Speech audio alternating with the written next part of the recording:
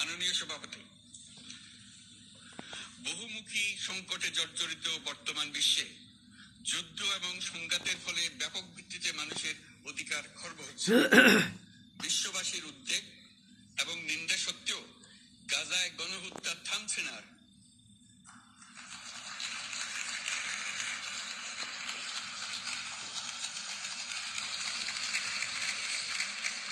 ফিলিস্তিনের মতো বিদ্যমান বাস্তবতা কেবল আরব কিংবা মুসলমানদের জন্যই উদ্বেগজনক নয়, বরং তা সমগ্র মানব জাতির জন্যই উদ্বেগের বিষয়।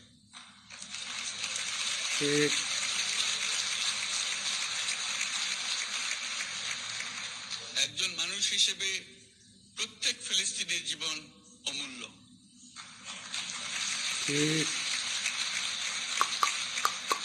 ফিলিস্তিনের জনগণের বিরুদ্ধে যে মানবতা বিরোধী অপরাধ হচ্ছে তার জন্য সংশ্লিষ্ট সকলকে দায়বদ্ধ করতে হবে।